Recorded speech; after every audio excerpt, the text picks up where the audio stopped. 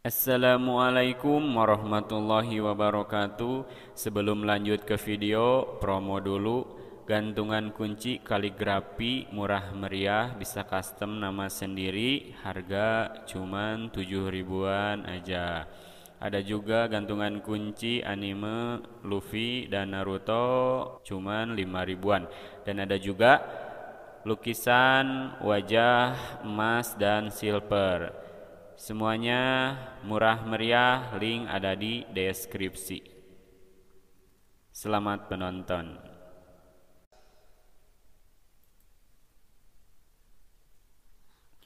Assalamualaikum warahmatullahi wabarakatuh. Innal hamdalillah wassalatu wassalamu ala Rasulillah Sayyidina Muhammad ibni Abdullah wa ala alihi wa sahbihi wa mawalah, amma ba'du. Hadirin anu dipika hormat, anu insyaallah ku Allah dimuliakeun, oge teh hilap ka bapa-bapa, ibu-ibu anu sami-sami ku abdi dipika hormat, anu insyaallah ku Allah dimuliakeun.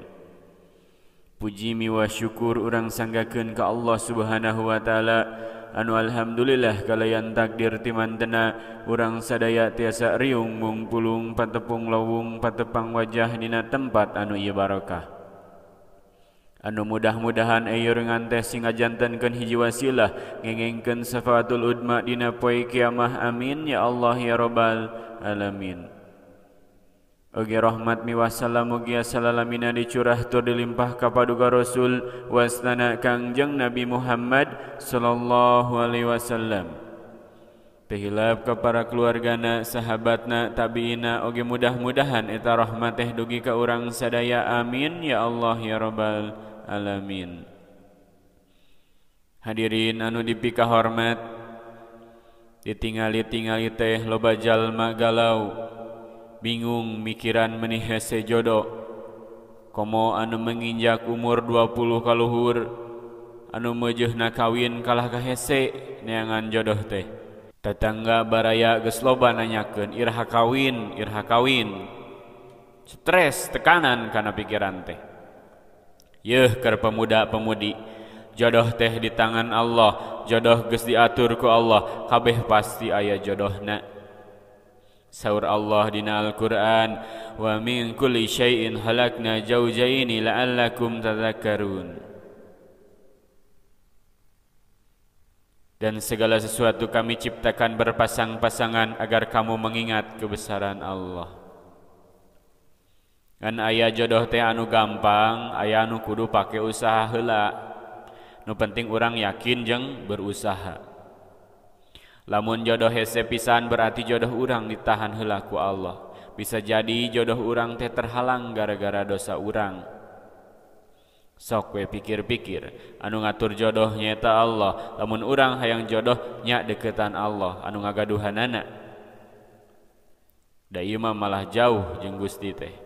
Bisa jadi jodoh hese teh gara-gara urang tara salat, doraka ka kolot.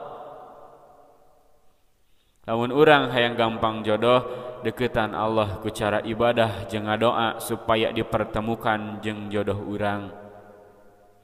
Terus urang ulah loba kriteria teuing. Hayang nu geulis, jangkung, pinter, beunghar, bisa masak, jeung sajabana. Tong loba teuing. Da eueuh jalma anu sampurna, teangan mah anu elmu agamana alus. Nu penting hayu perbaiki diri heula diri urang.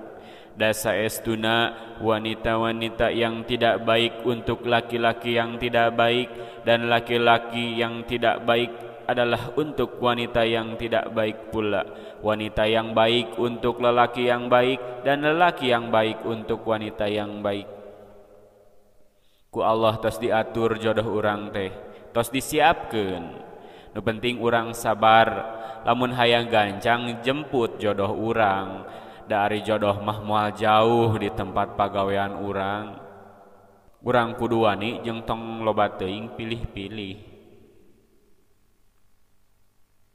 Insyaallah urang bakal gancang bertemu jodoh urang.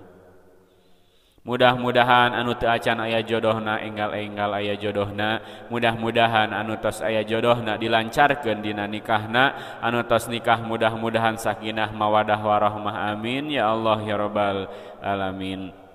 Hadirin anu dipika hormat, muaseur anu dicarios kirang langkungna ulah kirang-kirang hapunten tisim kuring dialap cekap. Wassalamualaikum warahmatullahi wabarakatuh.